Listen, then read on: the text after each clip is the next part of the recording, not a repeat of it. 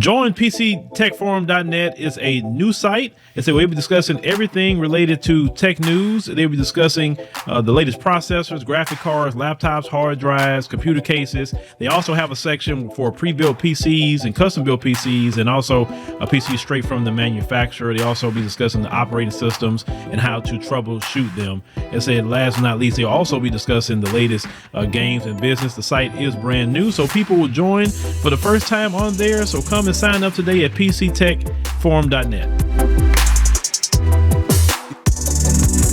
Well, many people have been following the story about the California Reparations Commission and making sure that that goes the right way. I know when they had a pretty good victory on having it be a lineage-based program, because lineage-based programs can't get turned over as fast if you do it by race. Because, you know, race-based programs, or at least on paper, is not really legal. So when they did lineage-based, a lot of people start crying foul about that, and we've heard about that. It doesn't matter if they cry foul about any freaking thing.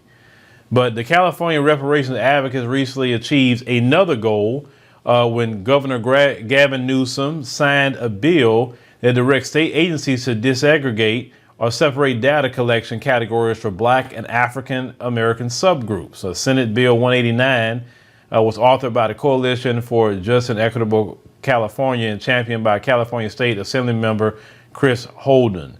They said that, I quote, for the first time in California in American history, a specific category of data collection, and so will be acquired for African Americans who are descendants of persons enslaved in the United States and living in California, starting with the state's 2.5 million employees. And say for the first time since Reconstruction, the political status of American freedmen, and say it's being recognized by the state of California. Now the bill will separate Black and African Americans into the following subgroups and beyond. They say African Americans who are descendants of persons who were enslaved in the United States. They say Blacks who are not descendants of persons, and say who were enslaved in the United States, including but not limited to African Blacks, Caribbean Blacks, and other Blacks. And they say 3 unknown or choose not to identify. So that's how they're going to do that. And I think that is good. That way you can kind of see, you know, what's going on, like, you know, the breakdown of who's in the country. You should do that. Just like with the Asian community. The Asian community for a long time had an issue with just being put down as Asian. Like I say, it's more than just one kind of Asian. You have Japanese, Chinese, Vietnamese, you know, Filipino, etc., right? Everybody's just not just an Asian. Yes, we know racially that's what they are, but everybody's, you know, subgroup shouldn't matter. It's definitely when it comes to collecting data and things like that. So they say the legislation goal is to help Black Californians determine their lineage and say to help support eligibility for reparations claims, since the state's historic task force voted to use lineage-based criteria back in March. They say it's a welcome change for advocates who fought tirelessly for over 2 years to Black Americans descended from people enslaved in the United States to be recognized as a separate group. Now, the CJEC also credited renowned reparations scholar William Sandy Darity for his help to inform the research as they were writing the legislation. And in April, the CJEC lodged and explained to attendees, it said at the community meeting that even if they successfully pass any bills establishing lineage criteria, there will still be much work to do. They say the change, they say, in how the state agencies collect data, they say from Black Californians, they say will fully take effect by 2024. So California is definitely on the right track with that, you know, with the Reparations Commission, and also making sure they can find out who's who when it comes to reparations. Now, of course, some people will say, hey, well, we all Black. Why are we separating ourselves? We're not really separating ourselves per se, but when it comes to what's owed to the descendants, of, you know, people who were enslaved in this country, you got to make sure to find out who it is. It can't be just a free for all. It's just like if I was to go to, we're going to Kenya in November. It's like if I was to move to Kenya and the UK was paying reparations and say 2 Kenyans, I shouldn't be able to get that. I shouldn't be able to get that at all, because my ancestors was not in Kenya. And they didn't go through what the Kenyans went through. So I can't come over there with my hand out. You know what I'm saying?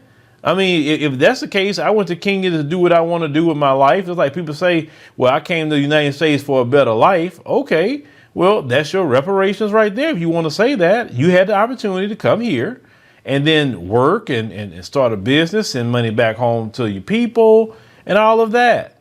You know, I mean, and I would definitely, you should be happy about that. And we don't have an issue with that. If you're a hardworking brother or sister, you know, you're supportive of things in the community and all of that. But this has come just with a debt owed. That's all. Now, is there some issues that affect the whole black community no matter where you come from? Yes. Oh, yes. And definitely we could talk about those things. But when it comes to reparations for slavery, not racism, slavery, and there's only one group of people in this country that was enslaved. And it's the black man and black woman of America.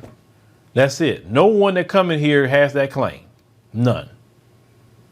So no one should be looked at and talking about you gonna got your hand out. No, that's just not gonna work. And that model need to be spread even on a federal level. You need to separate black American people who's descended from enslaved people and those who immigrated here. I mean, that way you just know what's what. Well, y'all let me know what y'all think in the comments about that. Like I said, that's great that California is doing that. But you have to understand the grassroots pushed that. They really pushed it. And that's good. Got some headway. Now let's see if that can spread to all 50 states. Living in America as a black person, you recognize there is one set of laws for you and one set of laws for those, especially in the white community. In our book, Passive Aggressive Racism in the System of White Supremacy, I take you through times in my life when I first started noticing white supremacy. We teach you how to recognize it, identify it, and also counter it in our book. This book is a beginner's course for those that are just starting to wake up and open their eyes to see the system of white supremacy. As a black American person, you must understand this system because this system is life or death to you. How you handle it, how you deal with it, it can affect your mental health if you don't understand this system. Pick up our book, Passive Aggressive Racism and the System of White Supremacy, today on Amazon.